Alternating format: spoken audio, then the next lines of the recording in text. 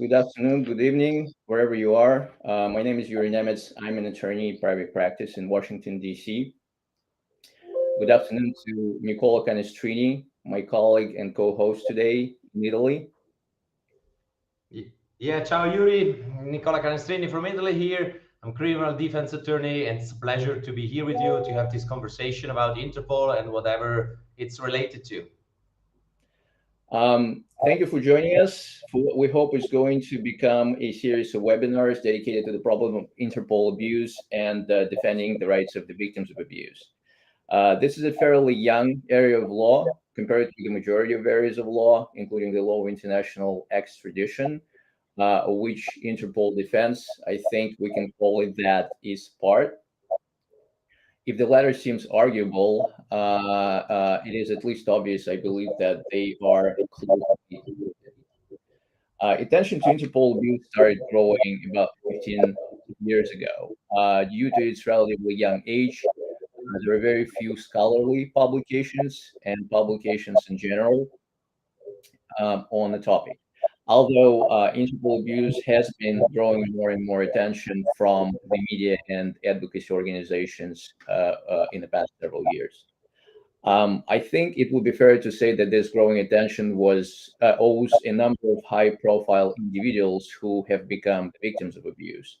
Among such individuals is Bill Browder, businessman and activist who's been targeted by Russia's requests disseminated via Interpol. Enes Kanter, I think he recently changed his last name to Freedom, I believe, targeted by Turkey. Among the most recent cases, Yidi Resi Aishan, an Uyghur activist detained by Morocco's authorities at China's request, um, and Brian Glendening, I apologize if I'm mispronouncing the names, a Scottish construction engineer who was detained in Iraq at Qatar's request, disseminated via Interpol. I'm not going to discuss the details of this case of these cases. You can read about them in the media as well as about other high-profile cases. However, it is important to remember that very few Interpol abuse cases receive any attention from the media or the general public. Most of them don't, and there are many cases of Interpol abuse out there. So, why a webinar on Interpol abuse?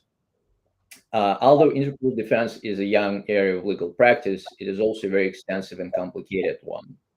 Over the years, many Interpol's initiatives expanded Hub for international police cooperation have created new dangers for the victims of Interpol abuse. At the same time, Interpol's lawmaking has not been able to keep up and ensure that that these initiatives comply with the organization's human rights obligations. It is because of this depth and intricacies that we're not able to cover all the key problems during one meeting, and we're aiming for a webinar series. Our goal is to raise awareness, talk about the problems that legal professionals and their clients face, and hopefully find solutions. The webinars will be hosted by legal professionals who specialize in representing victims of Interpol abuse and international extradition. We're planning on having 2 to 3 speakers during each of the webinars. There are several legal professionals who have expressed interest in participating. To make the webinars more interesting, we'll try to have panelists participate on a rotating basis. Please feel free to ask questions. We will have time for a Q&A session after our discussion today. But if you want to ask a question during our discussion, that's great. We will not be able to answer all questions, but we will do our best to answer as many as we can. If we do not answer your question during this webinar, we will try to answer it during one of future webinars. Please keep your questions narrowed to the topics that we are discussing today. Please note that nothing said during our webinars is intended to be legal advice or to be applied in any particular case. A government request based on a trumped-up criminal charge and disseminated via Interpol's channels often results in a prolonged detention in virtually any country. With its 195 member countries, Interpol has surpassed the United Nations. In many cases, detained individuals do not have resources to fight in abusive government requests submitted to Interpol's channels that may lead to their arrest and extradition. I have advised many individuals who spent many months and sometimes years in detention after they were arrested due to such requests. Unfortunately, in the United States, that happens very often, and I'm sure you have stories from your own practice as well. Can you tell us about the case you've handled? Yes, of course, Yuri. I think every criminal defense attorney who's engaged in extradition and international criminal cooperation has at least one interesting case to tell. That's what it makes so interesting in being active in this field of law. There was one case I remember. There was a young lady. She was a former girlfriend of a high-profile, very wealthy man from Africa. Then, how it happens in life, she left him, and since he was well connected to the government of the country, he obtained a criminal charge for fraud because, of course, she got a lot of very expensive gifts from him, and so he pretended to have been frauded by her. The government started an investigation. The police of the requesting state issued an Interpol red notice, which is one of the notices used by the Interpol, and we will see other ones in a couple of minutes. And she went then to Venice, which is a very beautiful city, especially if you're young and beautiful. And there she got arrested from the airport. That moment, she asked me to defend her, and we were able to first prove that the charge was completely not related to reality. So it was just, let's say, a case of Interpol abuse, how Yuri already addressed to you.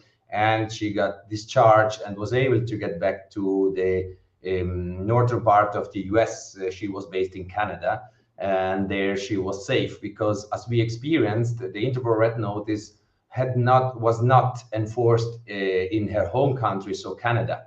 And this is one of the problems. Often people targeted by Interpol red notices are not aware of it because their home country did refuse to execute it due to a number of reasons, but did not inform the concerned person to be subject to Interpol red notice. And this happens all the time. So if you would like to know if you are on this Interpol red notice list, which is identified wrongly, but it gives you the idea with the international arrest warrant, whatever that means, please don't feel on the safe side only because you have not been arrested in your home country, because there are countries who do not execute Interpol red notices because, for example, they do not extradite to third countries. But in Italy, usually we take the Interpol red notice as if it is a request for extradition, a provisional arrest for extradition. This means that if you have a red notice, you get arrested immediately in Italy, you will face jail time, and then somebody has to decide if you get surrendered to a third country. And I think this seminar will give you some more useful hints, like, for example, how do I really know if I am on Interpol's list? If you attend to our seminars, you or, of course, your clients as well. A little hint. It's not enough to check Interpol's website and to look for name in it. Because, of course, on Interpol website, there are listed only the most common or most known names of fugitives. But I made the research, and there are far more than over 100,000 Interpol red notices in circulation. And every year, there are something like 10,000 Interpol red notices being issued. So I think Yuri had a great idea in starting this online conversation. Yuri, isn't it? Yeah. Well, and so let's not forget, right? Detention is not the only consequence; it's the most consequential consequence of Interpol abuse. But there are also what we call collateral effects of Interpol abuse when bank accounts get closed, visas get canceled, people lose their jobs. That unfortunately happens very often too. But let's talk about the main provisions that we usually invoke when we defend our clients before Interpol. So why do we call it Interpol abuse, first of all, right? That's because governments use Interpol's channels in violation of its rules, of the organization's rules, to track down political opponents and other victims of unlawful criminal prosecutions. Um, Article 3 of the Interpol Constitution is by far, in my opinion, the most important provision that we invoke. We invoke it probably more often than the other provision. It's also one of the oldest provisions of Interpol's rules. Article 3 um, uh, uh, prohibits Interpol from engaging in any activity of a political, military, religious, and racial nature. It was adopted very early in Interpol's history, and it is the only provision with regard to which the Interpol General Secretariat has compiled a repository of its application of its provisions. It is the only codified set of case law, so to speak, and despite its importance, the application backbone, the predominance test, still raises many questions. So the predominance test was adopted in 1951, and it was borrowed from international extradition law. It is applied on a case-by-case basis. Basically, what Interpol does is that it determines whether the political, military, religious, or racial element prevails in a given case. It focuses on the nature of the offense. Interpol recognizes two categories of offenses: pure and relative. Pure offenses are criminalized solely due to their political, military, religious, or racial nature. In other words, they are, for example, political on their face, like treason. Relative offenses, that's where Interpol weighs if the political, military, religious, or racial element prevails or not. And that's why the predominance test is so unclear. It is hard to say how Interpol weighs these elements. It really depends on certain on the circumstances of a particular case. The Article 3 has undergone its own evolution. At some point, Interpol added terrorism as a charge that that it does not consider political in its face, but rather a relative offense again. And the most recent development in Article 3 application is that Interpol sort of hinted, I would say, it's not really that clear, that Article 3 can apply to cases in which an individual, a target of a government request disseminated via Interpol's channels, has not engaged in any activity of a political nature, so to speak. In other words, there have been cases in which, for example, the government tried to track down the individual using Interpol's channels, where there was a private dispute between the government and the individual. And Interpol decided that the case was, in fact, in violation of Article 3, even though, again, the individual has not engaged in any purely political activity as we know it. Article 3, I would say, is followed by Article 2 of the Interpol Constitution in terms of the importance. And Article 2 says that Interpol must act in the spirit of the Universal Declaration of Human Rights. And Nicole, if you want to start, I'll be happy to add to whatever you want to say about this. Yeah, something. I think this is going to be a topic of our conversation, maybe the next ones, because it's quite super interesting and one of the key points of every defense. So Article 2 says that the idea of Interpol, which is fundamentally database, Yuri. So it's a police cooperation agreement. Interpol has its headquarters in Lyon in France, and then a national bureau in one of every 190 plus member states. So its aim is to ensure and promote the widest possible mutual assistance between criminal police. authorities. But of course, as you mentioned, the organization should not undertake any intervention or activity which is of a political, military, religious, or racial character. What's the problem here? The problem is that the red notice, as it has been stated, can be even more effective than the judicial system, but it has none of the safeguards of a judicial system. Because the problem is here that you cannot challenge the Interpol red notice. Better said, the national judge has no chance to challenge the Interpol red notice, even if there have been some developments here. I need to speak about the European criminal system. There had been some great decision by the European Court of Justice based in Luxembourg in the so-called Interpol case or Wiesbaden case of 2021. The court ruled that a member state, the police authorities of a member state, they cannot arrest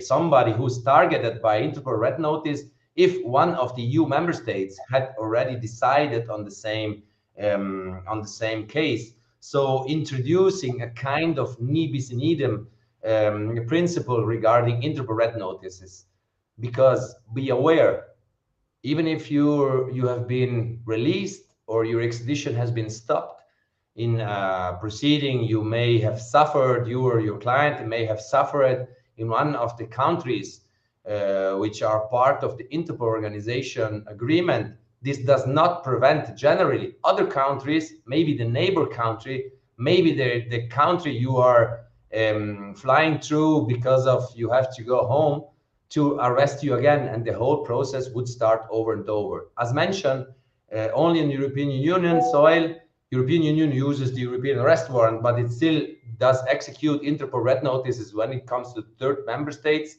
So not when the issuing state or the requesting state is not a European Union member state. So it can happen. So on European Union soil, this ne bis in idem principle is now assessed since 2021. As I mentioned, Yuri, but feel free to interrupt me if I'm not clear enough. There are no judicial safeguards about how you get in the system. Many of you may remember when there was the attempt coup d'etat in Turkey, and that back then the Turkish government issued a huge number of Interpol red notices for charges which are, let's say, not so well founded, because they issued it for political reasons. So targeting all the members of the political and religious movement who was opposing to Mr. Erdogan's regime.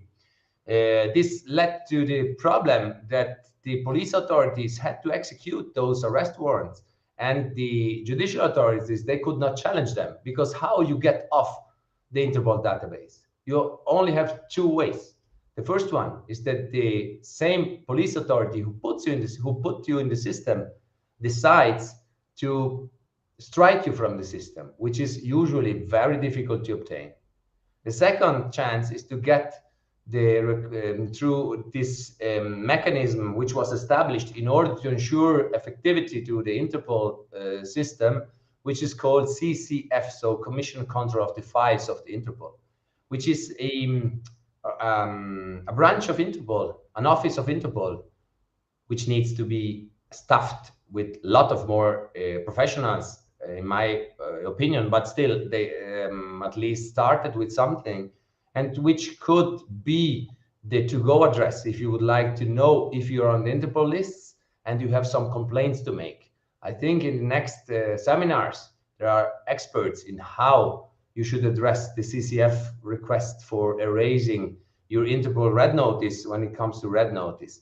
But it is really not easy, and I have to mention fair trials and its wonderful advocacy work. At least if you are a refugee, now there are some safeguards preventing you from being targeted with a red notice from Interpol if your refugee status or your client's refugee status has been assessed officially by an administrative or a judicial authority. I think that would it be, Yuri, unless you would like to tell you and our who is online a little bit more about the European arrest warrant and how this is enacted in Europe.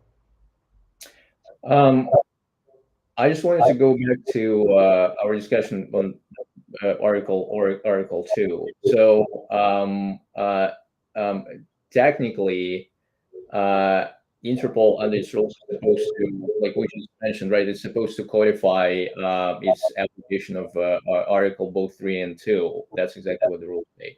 But it's never really codified Article 2.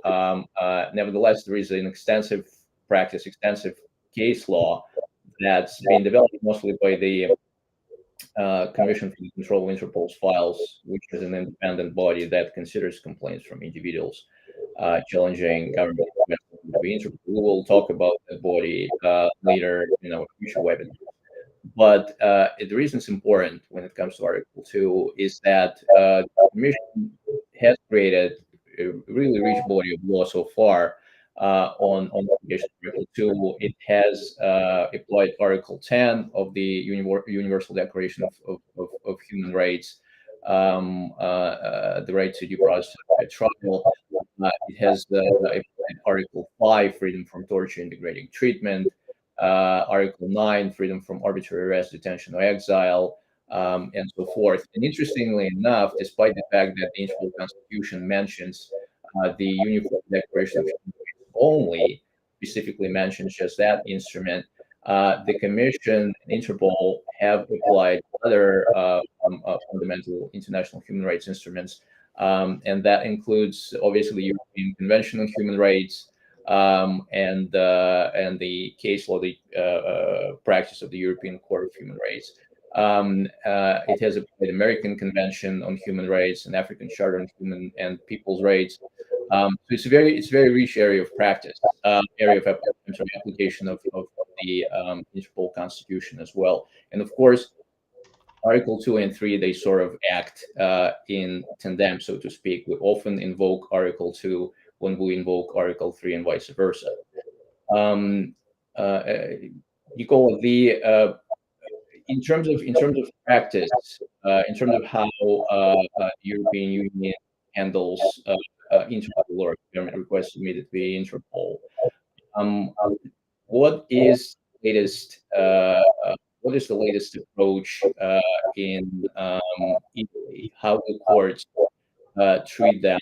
Do people get detained on a regular basis, or is there some sort of a presumption that Interpol alerts are not necessarily a reputable source of a reputable proof that the person has actually committed a crime?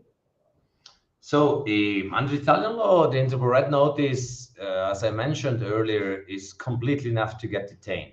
So there's no need for nothing else. Usually, my clients, are arrested out of the hotels, because there is, back in the 70s, there was a huge wave of terrorism charges in Italy, and so the authorities decided to enforce a law saying that whoever is hosting somebody for more than 24 hours is obliged to notify the police.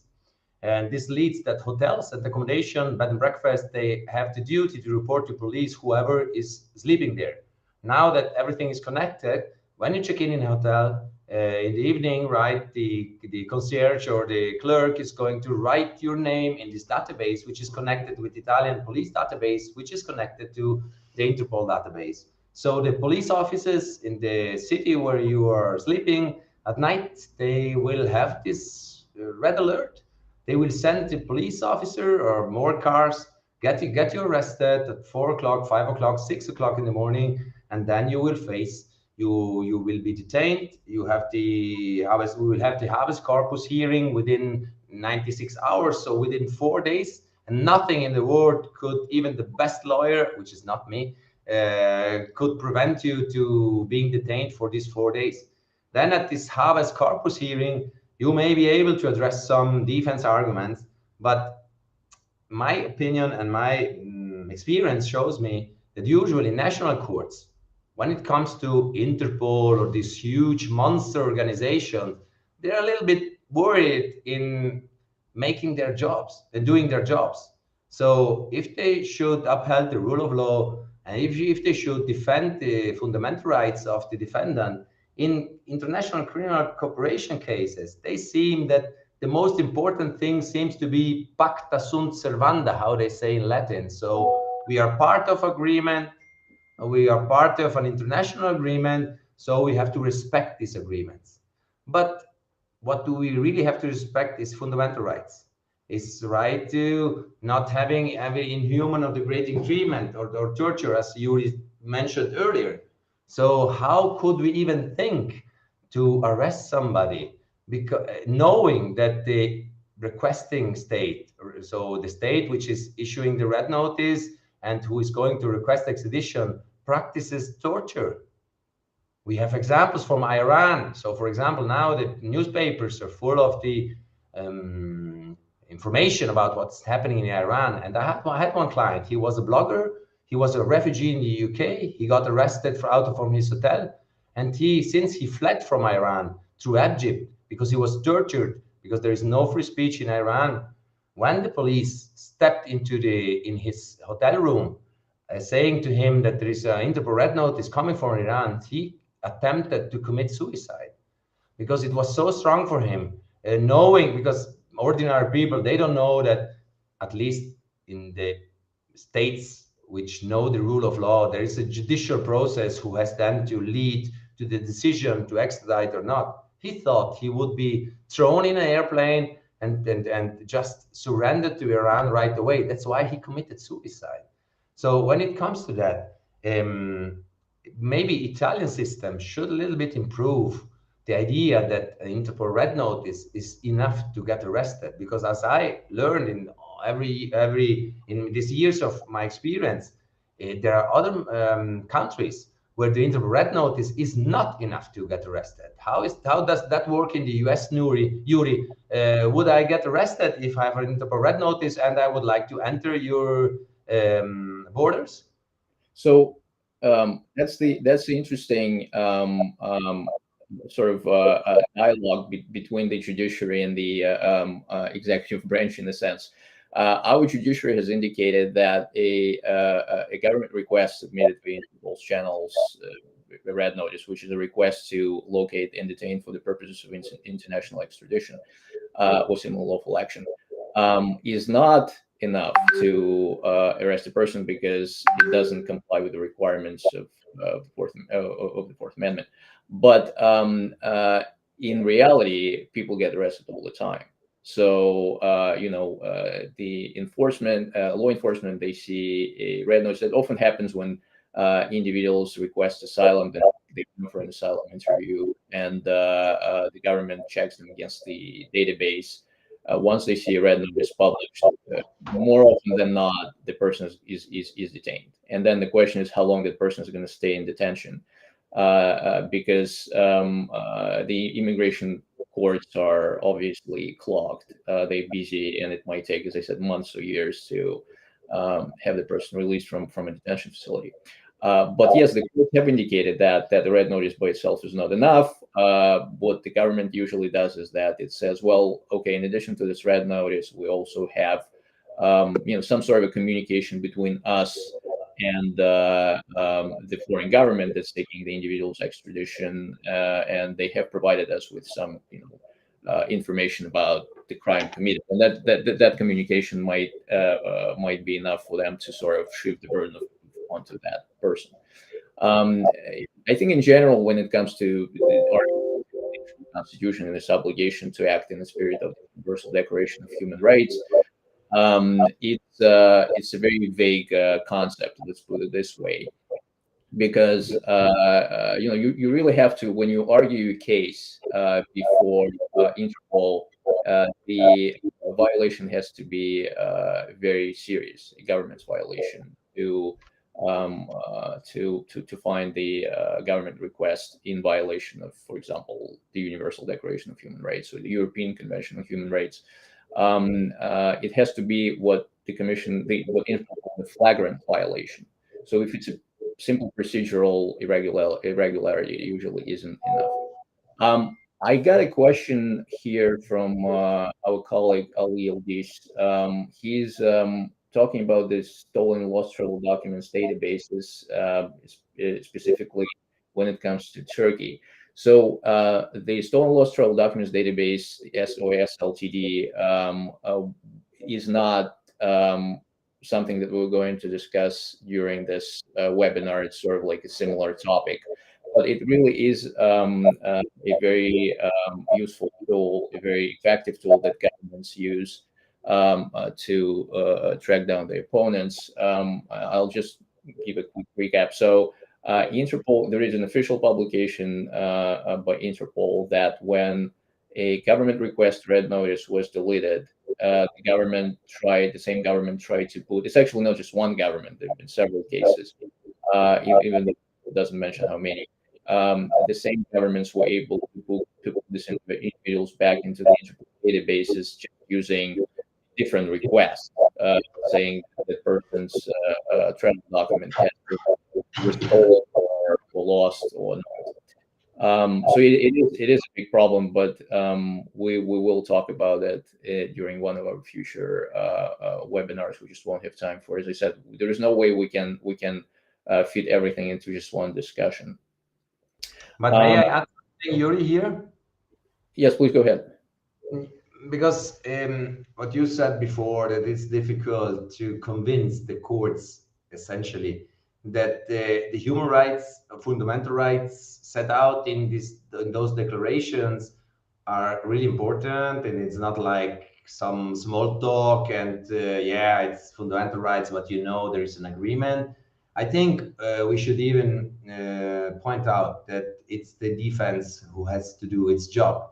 So only a strong defense attorney will be able to do his job properly. And let me say that, at least in my experience, it happens often to me that I am really worried about how national criminal defense attorneys do completely underestimate the importance of making their job properly and trying to set out all the arguments they could in order to convince the courts not to execute an Interpol arrest warrant, or let's say properly the extradition request, and then is always following the Interpol red notice, because of course the Interpol red notice does not provoke anything else than not you being located for Italian legal arrested. But then of course an extradition request has to come in, and with all the due papers, and then this should be immediately opposed by the defense. So probably the defense attorneys on national basis, at least in Italy, are not always aware about the implication of such a defense. And I have to say, there are many, many cases in which we don't sleep properly, because it's one thing to know that if you make some mistake, your client will get a probation or something like that, or even detention. But it's another thing to know that if you make some failure in your defense, somebody gets hanged in a public field with people playing around and filming and using this execution for marketing purposes of the government. So that said, I would like to invite all our colleagues to completely to approach this very interesting field of criminal defense with the right seriousness. I don't know if you agree, Yuri. Yeah, no, of course. I think that again, when it comes to human rights obligations and Interpol, it's sort of like this interesting interplay. If you look at the case that was not that long ago resolved in Europe, WS versus Germany, the court said, well, yes, the EU governments, EU countries should not. It was about the principle of news, but that EU governments should not treat foreign government requests immediately Interpol if one of the European Union countries has already decided that the request is illegitimate. But then at the same time, so the court said, the EU government should not process this request if one of them has already decided that it is legitimate. But at the same time, the same judgment says that, but they can retain this request to decide if they actually if it's actually the same request that's already been found to be illegitimate. So it's unclear to say to say the least. In other words, it seems like they can still process them despite the fact. So there will be some consequences before they decide that that's actually the request that shouldn't be executed. So a person can still be detained. The question is how long will it take the government to decide that it's dealing with a request that's already been proven to be legitimate. It's still a very vague, as I said, concept. So when we talk about human rights instruments and the application when it comes to Interpol, to me it seems again very unclear. And you're right. I mean, it's important to note when we defend our clients before Interpol. As I said, it must be flagrant violation of human rights. So something like if you're not able to choose an attorney of your an attorney, you were basically assigned an attorney without your consent, something like that. Sorry, But Yuri, just mention it. It's not enough to be innocent to get striked out from the Interpol database, right? I'm sorry, it's not enough. Can you please repeat it? It's not enough to be innocent to request Interpol to delete your name from the database. That's No. That's actually a great point, because one of the most fundamental human rights principles, right, the presumption of innocence, it doesn't apply when it comes to defending your case before Interpol. The presumption of innocence actually is on the government side. So Interpol presumes that everything that the government publishes on its databases, or everything that it produces, uh, uh, is presumed to be correct, is presumed to be true, until the individual proves otherwise. So it's totally vice versa. But that's not the only time. That's not the only venue, so to speak, where the presumption of innocence doesn't work at all. Again, if you look at how cases are treated in immigration courts here in the United States, that concept that the government can add just basically anything to a red notice to shift the burden of proof onto the individual, uh, in my opinion, is sort of like it's also a perverse interpretation of the principle, the presumption of innocence, as limited as it might be, in immigration proceedings and so forth. But it's still incredibly unfair. So, but yeah, unfortunately, despite the fact that, again, Interpol must act in the spirit of the Universal Declaration of Human Rights, somehow the principle of presumption of innocence isn't, or other fundamental international human rights instruments, somehow the principle of presumption of innocence just doesn't apply for Interpol. Um, did you see Ted's I comment was here to saying I was going to read it out. Yes, thank you. So Ted Bralmont writes, Nicola's comment about the necessity for attorneys to be prepared is particularly relevant in U.S. immigration courts, where an individual detained on an immigration violation has to show changed circumstances to get a second hearing. If an attorney fails to challenge a red notice at the first hearing, it will be very difficult to challenge it later. Yes, it sort of like reflects what we just discussed, right? When it comes to U.S. immigration courts, I, in addition to defending individuals before Interpol, I also testify as an expert witness in immigration courts, including in asylum cases. And I've often heard that question. I often hear this question from government attorneys. Well, why hasn't this individual disputed the red notice before requesting asylum, or why isn't this individual doing it now?